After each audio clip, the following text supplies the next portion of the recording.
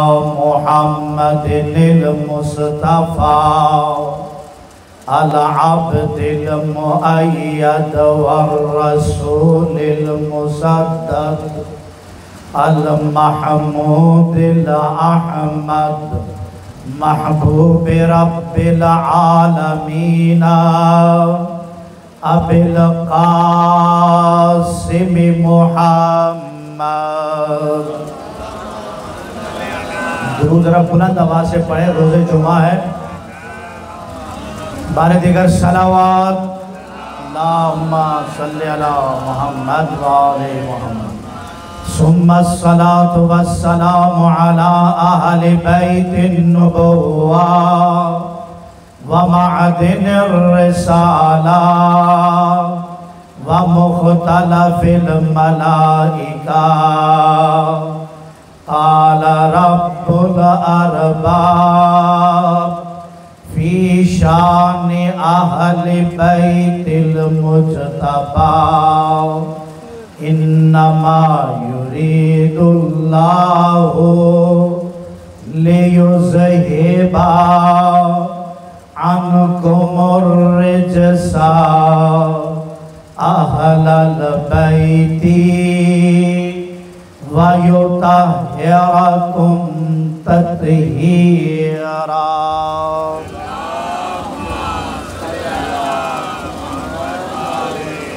وَلَعْنَةُ الدَّائِمَةُ عَلَىٰ أَعْدَائِهِمْ أَجْمَعِينَ. أَمَّا بَعْدُ قَالَ الْحَكِيمُ فِي الْقُرْآنِ الْحَكِيمِ بسم الله الرحمن الرحيم.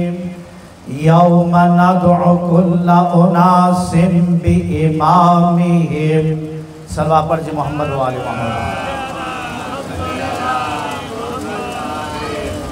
دعا کے لیے ہاتھوں کو بلند فرمائیں. روز جمعہ ہے اور جمعے والے دن جو دعا کی جائے اللہ مستجاب فرماتا ہے، اور خصوصاً جمعہ بھی ہو، فرش عذاب پر ہو، معصومین کا وسیلہ ہو تو عزیزان محترم وہ دعا رد نہیں ہوتی. خدا بندہ بحق محمد وآل محمد بحق چہاردہ معصومین ہماری اس قلیل سے عبادت کو اپنی بارگاہ میں قبول و منظور فرما. ہم سب کے گناہوں کو، خطاؤں کو، جرم کو، کوتاہیوں کو، لغزشات کو معاف فرما. مجھے معلوم ہے آپ لوگ بہت تھک چکے ہیں، آپ کا صبر ہے تو آپ مولویوں کو سماعت فرما چکے ہیں. میں آپ کو پریشان نہیں کروں گا، زیادہ لمبی چوڑی بات نہیں کروں گا. بس آپ تھوڑا سا میرا ساتھ دیں، آمین کہیں، دعا میں شامل ہوں. ادھر پنکھا اس طرف کر دیں، پنکھا اس طرف کر دیں پورا فل. الہی بحق محمد وآل محمد ہماری اس قلیل سی عبادت کو اپنی بارگاہ میں قبول و منظور فرما. ہم سب کے گناہوں کو معاف فرما. خدا بندہ بانیان مجلس کے حاجات روا فرما. خدا بندہ ان کے خرچ و خیرات کو اپنی بارگاہ میں قبول و منظور فرما. علماء اعلام مجتہدین عظام کا سایہ ہمارے سروں پر قائم و دائم فرما. آپ کا اسم گرامی کیا ہے؟ قاری محمد قیوم صاحب. کتنے عرصے سے آپ یہاں پہ؟ 20 سال. یہ ہمارے قاری محمد یعقوب قیوم صاحب دعا فرمائے پروردگار ان کے زحمات کو پروردگار اپنی بارگاہ میں قبول و منظور فرمائے. خدا بندہ ان کے توفیقات خیر میں اضافہ فرما. خدا بندہ ان کی کاوشوں کو اپنی بارگاہ میں قبول فرما. خدا بندہ بحق محمد وآل محمد بحق چہاردہ معصومین خدا بندہ دیگر علماء اعلام جہاں جہاں اپنی خدمات انجام دے رہے ہیں ان سب کی خدمتوں کو قبول و منظور فرما. مل کر بلند تر صلوات صلی علی محمد وآل محمد وعجل فرجہم. عزیزان محترم، آج سفر کی کتنی تاریخ ہے؟ تھوڑا میرا ساتھ دینا، بولنا ہے آپ نے مل کر. 9 تاریخ ہے. آج ہے حضرت عمار یاسر کی شہادت کا دن. کسی نے کوئی خطاب تو نہیں کیا اس موضوع پہ؟ کسی نے کوئی بات کی ہے؟ اور 7 سفر امام موسیٰ کاظم علیہ السلام کی ولادت کا دن. کسی نے گفتگو کی ہے اس میں پہلے؟ نہیں. اچھا، اس کے بعد ہے 11 کو حضرت اویس قرنی کی شہادت کا دن ہے. اور 13 سفر جناب سکینہ بنت الحسین کی شہادت کا دن اور جناب سلمان فارسی کی رحلت کا دن بھی ہے. اتنے موضوعات ہیں. میں نے سوچا تھا کہ کچھ عرض کروں گا لیکن اب نماز کا وقت قریب ہے اور میرے ذمہ کچھ موضوعات بھی ہیں، لہٰذا ان سب سے وفا کرنا مشکل ہے۔ جہاں تک ممکن ہو سکے 2-4 باتیں انتہائی جلدی پیش کرنا چاہوں گا۔ مل کر صلوات پڑھیے محمد و آل محمد۔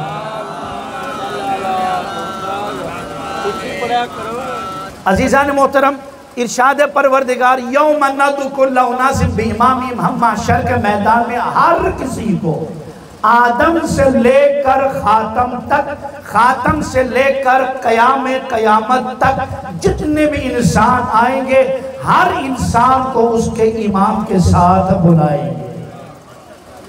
اب جو علی کو امام مانتا ہے، یا مختصراً آپ کے ذہن کی بات، جو حسین کو امام مانتا ہے وہ امام حسین کے ساتھ اٹھے گا، جو یزید کو امام مانتا ہے وہ یزید کے ساتھ اٹھے گا۔ عزیزان محترم، آج 9 صفر جناب حضرت عمار یاسر کی شہادت، بڑی تفصیلی باتیں تھی، ساری چھوڑ دی، بس 1-2 باتیں سنیں۔ اب یہ بات کسی عام آدمی کی نہیں ہے، ہمارے منابع، ہمارے احادیث، ہمارے علماء کرام، قبلہ صاحب میرے مجھ سے پہلے بہت اچھے انداز میں خطاب کر چکے ہیں، ہمارے سروں کے تاج ہیں۔ عزیزان محترم، بڑے بڑے علماء نے بیان کیا کہ حضرت عمار یاسر صحابی رسول، اصحاب رسول، کیا بات ہے۔ عزیزان محترم، ان کے بابت بہت سارے احادیث ہیں اور انہوں نے احادیث بھی نقل فرمائے ہیں، اور اصحاب رسول جنہوں نے اپنی جانوں کا نذرانہ پیش کر کے دین اسلام کو پہنچایا، اور انہی اصحاب میں سے جناب حضرت عمار یاسر۔ اچھا، عمار یاسر کے والد کا نام ہے یاسر اور ان کی والدہ کا نام ہے سمیہ۔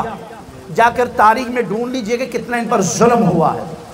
اسلام کی ابتدا میں مکہ کی زندگی میں جناب سمیہ خاتون، ان کو ابو جہل نے اتنے نیزے مارے، اشارے میں بات کر رہا ہوں، نیزے اتنے مارے نازک جگہ پر کہ جناب سمیہ خاتون شہید ہو گئی، جناب عمار کی والدہ، اور یہاں تک کہا جاتا ہے کہ اسلام کی پہلی شہید خاتون ہے اور سمیہ، اور ان کے والد محترم جناب یاسر، یہ کتنے مظلوم تھے۔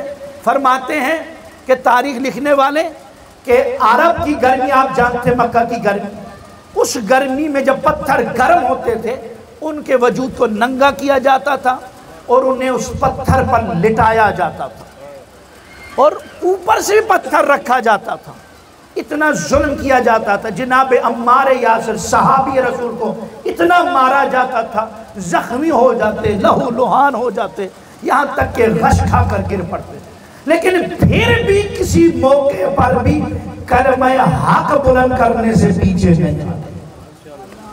اب سنیے گا حدیث رسول، فرماتے قبلہ صاحب سے پوچھئے گا کہ ارکان، رکن کس کو کہتے ہیں؟ رکن سمجھتے ہیں؟ کسی بھی عمارت کا رکن ہوتا ہے، ارکان ستون ہوتا ہے، اسے نکالے تو ارکان نیچے گر جاتا ہے، عمارت گر جاتی ہے۔ فرماتے ہیں اسلام کا جو رکن ہے وہ 4 ہے، 4 افراد ہیں جنہیں ارکان اربعہ کہا جاتا ہے۔ 4 افراد وہ ہیں جو اسلام کے رکن ہیں، وہ کون کون سے؟ پہلا رکن سلمان فارسی، دوسرا رکن ہے ابو ذر غفاری، تیسرا رکن اسلام ہے مقداد بن اسود، چوتھا رکن اسلام ہے عمار ابن یاسر۔ اور عزیزان محترم، جناب عمار یاسر کے بابت ایک جملہ جلدی سے پیش کر کے آگے نکلنا چاہتا ہوں، وقت کے دامن میں گنجائش نہیں ہے۔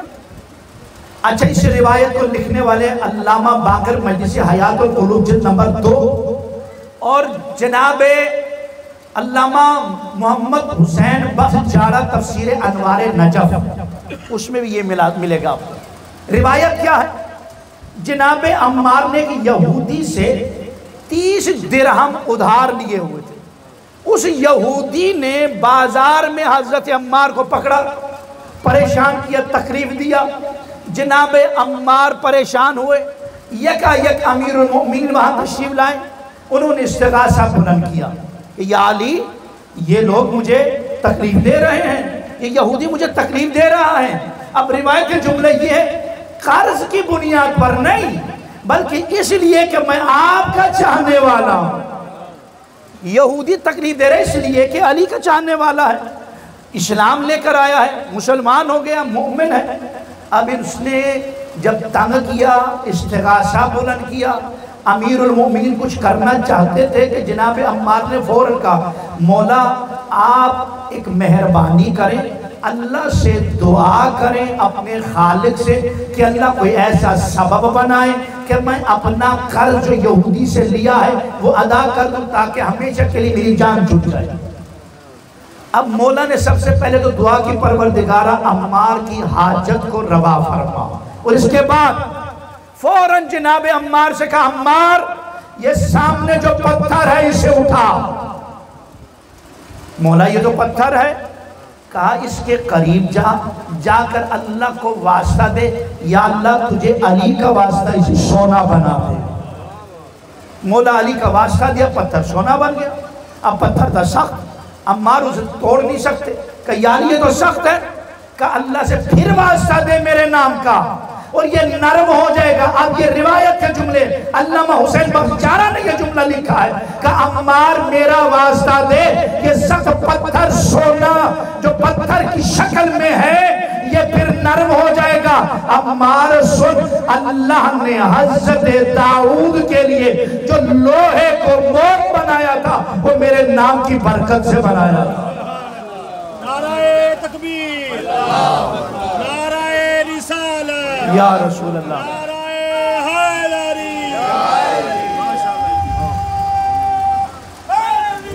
یا اچھا جناب وہ لوہا موم بنا۔ علامہ حسین بختیارہ نے یہ جملے لکھے ہوئے جا کے دیکھ لیجئے تفسیر انوار نجم۔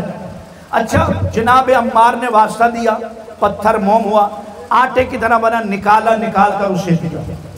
دینے کے بعد جناب عمار نے پتھر کو پھینک دیا۔ سونا تھا، ہمارے جیسا ہوتا تو لے جاتے، کروڑ پتی بن جاتے، لیکن نہیں، جتنا چاہیے تھا اتنا لیا، باقی پھینک دیا۔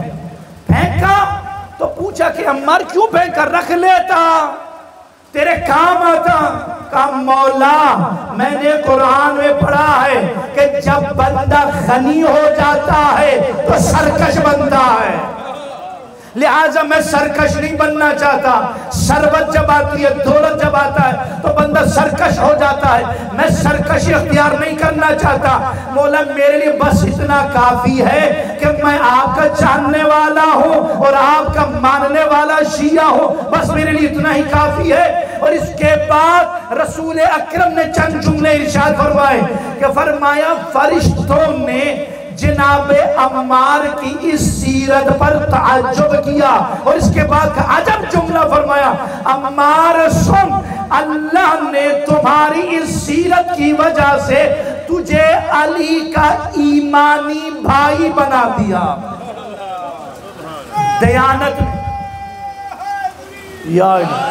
دیانت میں علی کا تجھے بھائی بنا دیا۔ عزیزان محترم، انتہائی اہم باتیں ہیں۔ ابھی قبلہ صاحب حقوق الناس پہ بات کر رہے تھے، حقوق اللہ پہ بات کر رہے تھے، امام زمانہ کے سپاہیوں کی بات کر رہے تھے۔ عزیزان محترم آئیے دو جملے سنیے، انتہائی تیزی کے ساتھ، وقت کے دامن میں گنجائش بالکل بھی نہیں ہے، بڑی جلدی پیش کر رہا ہوں، وقت ہوتا تو تفصیلی بات کرتا ہوں۔ جناب عمار یہ امیر المومنین کی ان کی دور کا صحابی ہے۔ اب آئیے امام موسیٰ کاظم علیہ السلام جن کی ولادت 2 دن پہلے گزری ہے، ان کا ایک صحابی جس کا نام تھا علی ابن یقطین۔ امام موسیٰ کاظم کی ولادت ہے، لہذا پورا وفات تو نہیں ہو سکتا، ان کا ذکر کر کے ہم اپنے ہی نجات کا سامان کر رہے ہیں۔ وقت ہوتا تو تفصیلی بات کرتا، بہت کچھ سوچ کے آیا تھا لیکن وہ ساری باتیں چھوڑ دی۔ عزیزان محترم، علی ابن یقطین یہ کون ہے؟ ہارون رشید کا وزیر اعظم ہے۔ اب بڑی اہم بات ہے، غور سے سنیے گا، کس کا وزیر اعظم ہے؟ ہارون رشید کا۔ ہارون رشید اس وقت بلا شرکت غیرے اکیلا پورے مملکت اسلامیہ کا بادشاہ، اور یہ اس کا وزیر اعظم ہے۔ اور دیکھ لیجئے کہ اس دور کا جو وزیر اعظم یا بادشاہ تھا، کتنے ممالک تھے اسلام میں، یہ جتنے بھی مسلمان ممالک اس وقت سب ایک ہی تھے۔ اب الگ الگ ہوئے ہیں، ان سب کا اکیلا بادشاہ، اور اس بادشاہ کا اکیلا وزیر اعظم. کس قدر بات ہوگی اس کی، کتنا اس کا پروٹوکول ہوگا، کیا اس کی جاہ و جلالت ہوگی، اتنا بڑا وزیر اعظم. عزیزان محترم، اب اس سے ملنے کے لیے ایک شخص جس کا نام ہے ابراہیم جمال. جمال کہتے ہیں اونٹ چرانے والا، چرواہا. وہ ملاقات کے لیے گئے وزیر اعظم سے، کچھ کام تھا، لیکن وزیر اعظم علی ابن یقطین کسی معاملے میں مشروط تھے، اس نے باریابی نہ دے سکے، ملاقات کی اجازت نہ مل سکی. اب کیا ہوا، ابراہیم واپس آ گیا، علی ابن یقطین بھول گیا. اب یہ حج کے لیے آیا، حج کے بعد مدینے آیا، امام موسیٰ کاظم کو سلام کرنے کے لیے دروازہ دق الباب ہوا. ادھر جیسے دق الباب ہوا، امام موسیٰ کاظم علیہ السلام کی طرف سے، میری طرف توجہ رکھیے گا، امام نے اسے ملنے کی اجازت نہیں دی. آپ توجہ میری طرف رکھیے. امام نے کیا کیا بھائی، اسے ملنے کی اجازت نہیں دی. کس کو نہیں دی؟ علی ابن یقطین وزیر اعظم کو. اسے کہا کہ نہیں بھائی آپ نہیں مل سکتے، ہمارے پاس آپ کے لیے وقت نہیں ہے. وہ چلا گیا. دوسرے دن پھر آیا، پھر کہا مجھے ملنے کی اجازت دیں. امام نے پھر کہا ملاقات کی اجازت تمہیں نہیں مل سکتی. اب یہ سمجھ گیا کہ کچھ مجھ سے غلطی ہوئی ہے جو امام ناراض ہے، ورنہ سیرت امام ایسی نہیں ہے کہ کوئی دروازے پہ آئے اور خالی لوٹائے. کچھ غلطی مجھ سے ہوئی ہے. میرے عزیزو سونیے گا، سوچیے گا. اچھا، اس نے کہلا بھیجا غلام سے، مولا مجھ سے کون سی گستاخی ہوئی، کون سی غلطی ہوئی ہے، آپ مجھے اس نے باریابی نہیں دے رہے، ملنے کی اجازت نہیں دے رہے. کہا تمہارے پاس ہمارے چاہنے والے اس چرواہے ابراہیم جمال کے لیے وقت نہیں ہے، تو تمہارے لیے ہمارے پاس وقت نہیں ہے. بات سمجھ میں آگئی بات؟ عزیزان محترم، اس میں کئی باتیں واضح ہو جاتی ہیں. پہلی بات تو یہ، آپ کی سیرت ہماری سیرت کم سے کم اس چرواہے کے جیسی تو ہو کہ امام کا یہ ہمارا ہے کہ جو اسے تکلیف پہنچائے ہمیں تکلیف پہنچایا. اگر اس سے کوئی نہیں ملتا ہے تو کوئی امام ملنے سے انکار کر دے. اگر تیرے پاس اس کے لیے وقت نہیں ہے تو ہمارے پاس تمہارے لیے وقت نہیں ہے.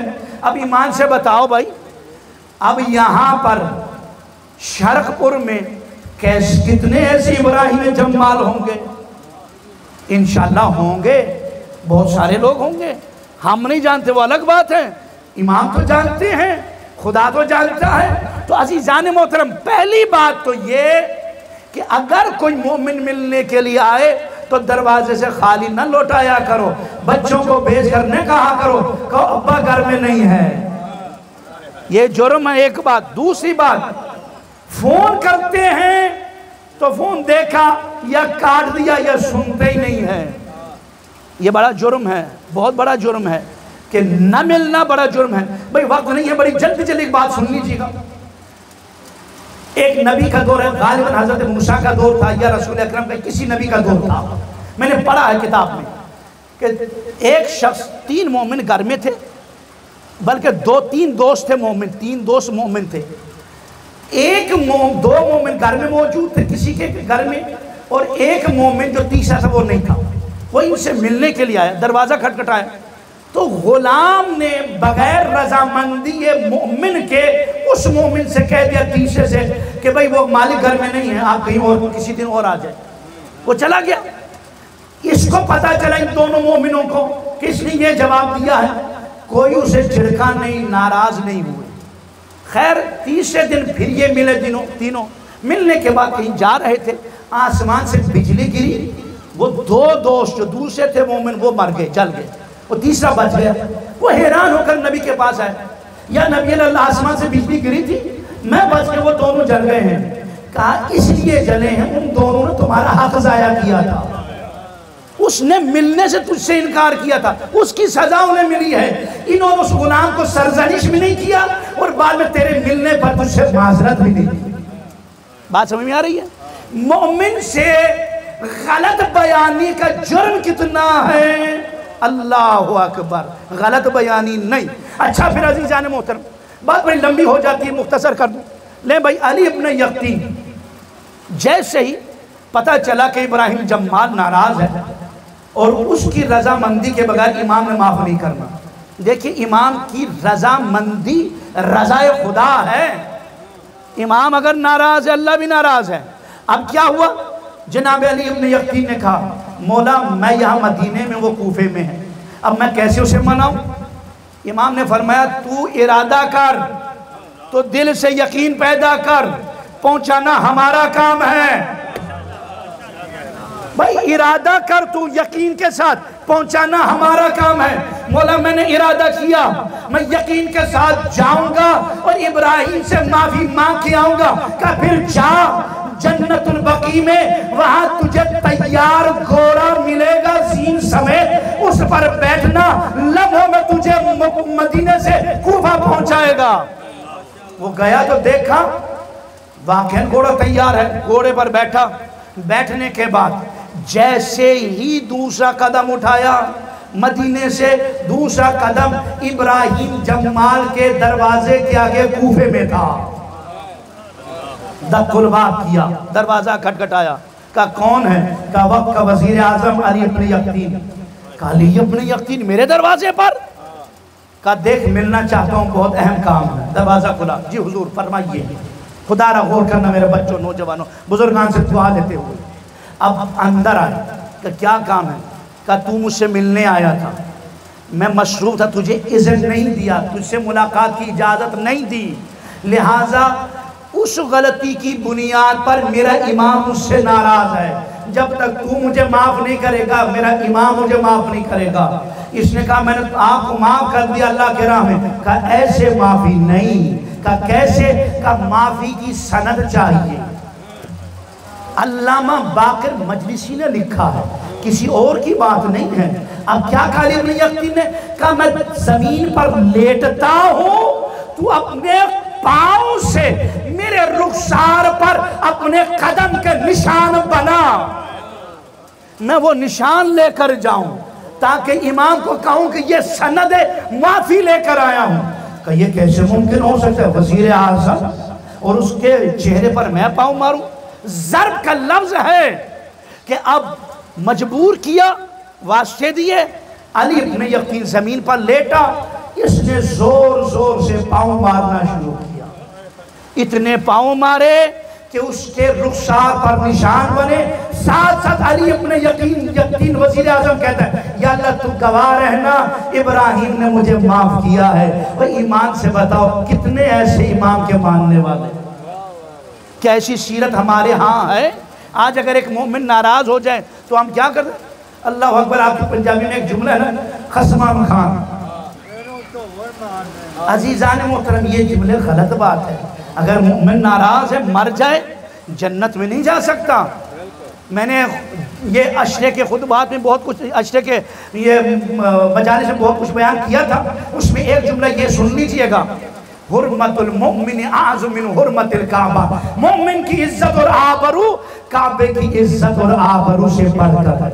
یار ایمان سے بتاؤ اگر مومن کی عزت بڑھ کر ہے تو پھر اس علاقے کا جو عالم ہے اس کی عزت کیا ہوگی؟ جانتے ہیں؟ خدا شاہد ہے۔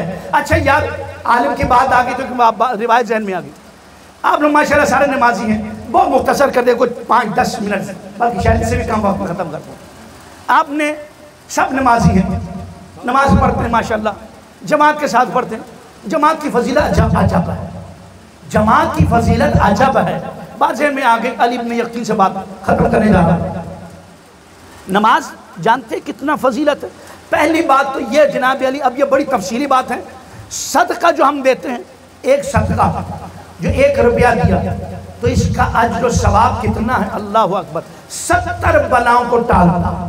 یہاں تک کہ اگر 1 روپیہ کسی کو دے دیا غیر ضرورت مند کو، اس کا 1 کا 10 گنا ثواب ملتا ہے۔ اگر وہیں صدقہ کسی ضرورت مند کو دے دیں تو 1 کا 70 گنا ملتا ہے۔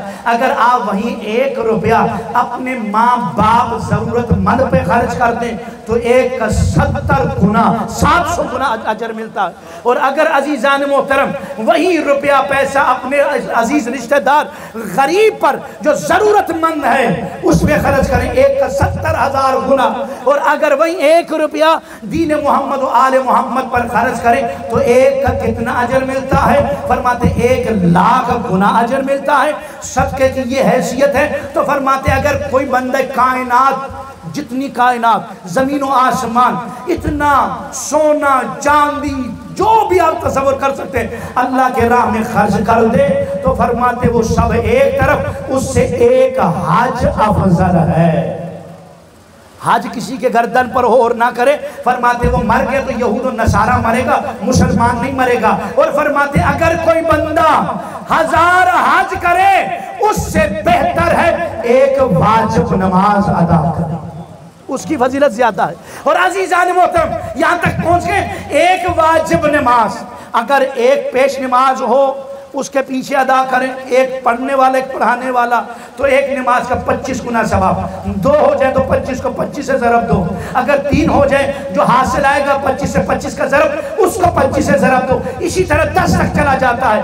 جب 10 افراد سے زیادہ ہو جائے تو فرماتے ہیں آسمان اور زمین ورق بن جائیں، جن و ملک و بشر لکھنے والے بن جائیں، تمام کے تمام یہ پانی جو ہے دریا سمندر چشمے یہ سیاہی بن جائیں، سب لکھنے والے بن جائیں تو بھی ایک رکعت کا ثواب نہیں لکھ سکتے۔ اور یہ شیطان کرتا کیا ہے؟ ہمیں اسی نماز سے دور کرتا ہے۔ کہیں ایسا نہ ہو کہ یہ بندہ نماز پڑھے اور اپنی بھی بخشش کروائے، اپنے خاندان کی بھی بخشش کروائے، سب کی بخشش کروائے۔ ایک جوان نماز نہیں پڑھتا تھا، ایک مرتبہ اس نے ٹھان لیا کہ بھائی اب میں نماز پڑھوں گا، اچھے لباس پہن کر جانے لگا نماز مغرب پڑھنے کے لیے۔ راستے میں کہیں کیچڑ تھا، شیطان نے دھکا دیا، گر گیا، کپڑے خراب ہو گئے، واپس گھر آ گیا، کپڑے پھر چینج کیے، گر گئے، اسی جگہ پہنچے، شیطان نے پھر دھکا دیا، پھر کپڑے خراب ہو گئے، پھر واپس آئے، تیسری دفعہ پھر وہاں پر پہنچا، پھر شیطان نے دھکا دیا، پھر خراب ہو گئے۔ چوتھی مرتبہ جب دوبارہ کپڑے تبدیل کر کے وہاں پہنچا تو ایک آدمی چراغ لیے کھڑا تھا۔ کہا ہو بھائی میں چراغ لے کر بیٹھا ہوں، تم ادھر سے آؤ، تم گرو گے نہیں۔ وہ سیدھے مسجد کے دروازے پر پہنچا، جوان اندر جانے لگا، وہ بندہ اندر نہیں جا رہا، باہر جا رہا تھا۔ تو اندر کیوں نہیں رہا؟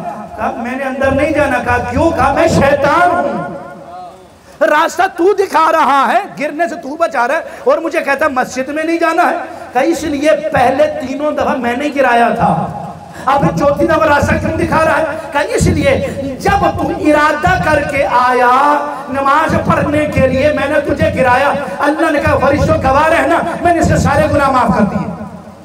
اور دوسری دفعہ جب تو آیا تو تجھے میں نے پھر گرایا، اللہ نے کہا فرشتوں یاد رکھنا میں نے اسے بھی معاف کر دیا، اس کے ماں باپ کو بھی معاف کر دیا۔ اور تیسری دفعہ جب تجھے میں نے گرایا اللہ نے کہا اسے معاف کر دیا، اس کے ماں باپ کو معاف کر دیا اور اس کے خاندان کے سب افراد کو معاف کیا۔ چوتھی دفعہ میں نے تجھے اس لیے راستہ دکھایا کہ ایسا نہ ہو اللہ تیری وجہ سے پورے شہر کو معاف کر دے، اس لیے میری محنت ضائع نہ ہو جائے۔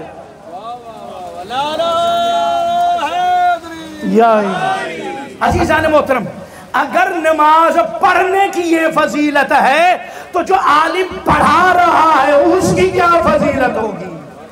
اسی لئے کہا نظر الى وجہ العالم عبادہ، عالم کے چہرے کو دیکھنا عبادت ہے۔ میں نے ایک مجلس میں کہا تھا کہ اگر آپ عالم سے ملنے جائیں عالم نہ ملے، علامہ ہلی نے لکھا، شیخ صدوق نے لکھا، کوئی اور ہوتا تو پھر انکار کیا جا سکتا تھا، لیکن ان دونوں کی بات کو انکار نہیں کر سکتے کہ عالم سے ملنے جاؤ لیکن عالم گھر میں نہ ہو تو اس کے گھر کے دروازے کو دیکھو، یہی عبادت ہے۔ بس عزیزان محترم بہت سارے موضوعات تھے، معذرت کے ساتھ ساری باتیں پڑھنے کا وقت بھی نہیں، گنجائش بھی نہیں ہے، بس عزیزان محترم 2 جملے سن لیں اور زحمت تمام۔ یہ نماز کوئی عام نماز نہیں ہے، یہ وہ نماز ہے جسے امام حسین نے بچایا۔ ایک جملہ سنو گے؟ امام حسین علیہ السلام کی شہادت کے بعد اسیران نے کربلا واپس جب مدینے پہنچے تو ایک شخص آئے امام سجاد کے پاس، کہنے لگا مولا یہ بتائیں آپ کے بابا جس مقصد کے لیے گئے تھے اس میں کامیاب ہوئے کہ ناکام ہوئے؟ اس نے سوال کیا تھا امام کی نعوذ باللہ گستاخانہ کے طور پر۔ امام نے فرمایا وہ میرے نانا نبی کا روزہ ہے، وہ مسجد نبوی 2 رکعت نماز ہدیہ مسجد پڑھ کے آیا، وہ 2 رکعت نماز پڑھ کے آیا۔ جب آیا نا تو پوچھنے لگا مولا میرے سوال کا جواب، امام نے فرمایا میں نے تیرے سوال کا جواب دے دیا۔ کہا مولا آپ نے کچھ نہیں کہا، تو ابھی کیا کر کے آیا ہے؟ کہا نماز پڑھ کے آیا ہوں۔ کہا میرا بابا یہی نماز بچانے کے لیے گیا تھا۔ اور میرے بچوں نوجوانوں، اگر چاہتے ہو امام حسین تجھ سے راضی ہو تو اپنے محلے کا، اپنے شہر کا سب سے بڑا نمازی بن۔ اور میرے عزیز و نوجوانوں، اس نماز کو تو سید سجاد نے نہیں چھوڑا۔ ہاتھوں میں ہتھکڑیاں ہیں، پاؤں میں بیڑیاں ہیں، گلے میں توق ہے، اس کے باوجود سبحان ربی الاعلیٰ و بحمدہ۔ دو جملے مسائل کو سن لیں۔ مولا کائنات کا ایک صحابی تھا، بہت ساری کتابوں میں درج ہے، جس کا نام تھا عبداللہ ابن عفیف۔ اس کی ایک آنکھ جنگ جمل میں شہید ہوئی، دوسری آنکھ میں تیر لگا تھا جنگ صفین میں۔ اور جب جنگ صفین میں تیر لگا، مولا علی کے پاس آ کر ہاتھ جوڑ کر کہا مولا آپ صاحب امر ہیں، اللہ سے دعا کریں اللہ میری آنکھیں دے دے۔